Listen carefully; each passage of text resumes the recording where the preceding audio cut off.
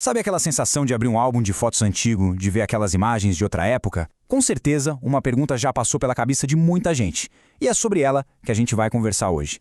Porque afinal, quase todas as fotografias antigas são em preto e branco.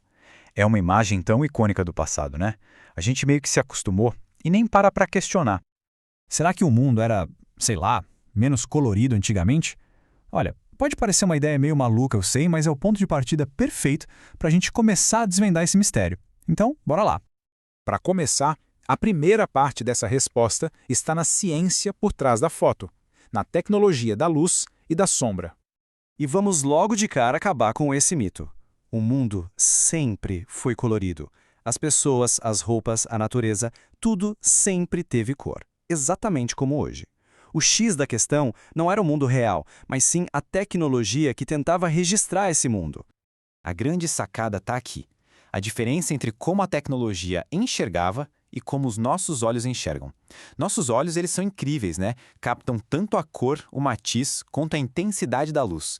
Já as primeiras câmeras, bom, elas eram bem mais limitadas. Elas só conseguiam registrar uma coisa, a luz.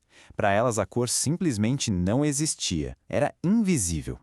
Tá, mas como isso funcionava na prática? Era um processo totalmente químico. Pensa assim, uma placa era coberta com uns produtos químicos super sensíveis à luz. Quando a luz da cena batia nessa placa, ela reagia e gravava só onde era claro e onde era escuro. E o resultado final, aquela imagem que a gente conhece, toda em tons de cinza. Mas olha, a tecnologia é só metade da história. Tinha outro fator, talvez até mais decisivo, que explica o reinado do preto e branco. O custo, a grana. Era basicamente uma escolha entre o que era prático e o que era, bom, colorido. E é aqui que a história fica bem interessante, porque, pasmem, a fotografia colorida já existia. E bem antes do que a gente costuma pensar. É isso mesmo, ela não é uma invenção tão moderna. Aí fica a pergunta, né? Se já existia, por que a gente não vê um monte de fotos coloridas antigas por aí? A resposta está bem aqui nessa comparação. Vamos lá. O preto e branco era barato, acessível. O processo era simples, rápido. Agora a fotografia colorida era caríssima, uma fortuna. E o processo era super complexo, instável.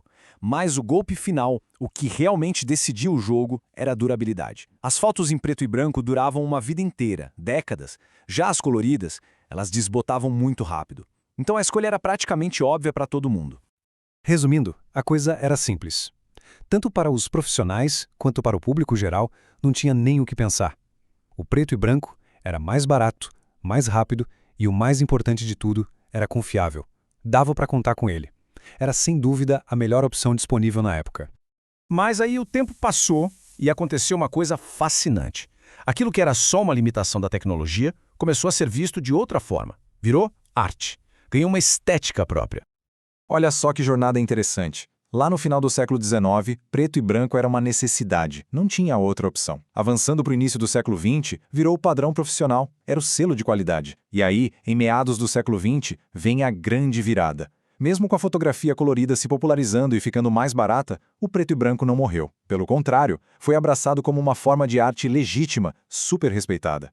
Mas por que, né? Por que virou arte? Simples, porque o preto e branco tem uma linguagem própria. Ele fala com a gente de um jeito diferente. Ele passa uma sensação de seriedade, de elegância, de algo que não envelhece, sabe? Atemporal.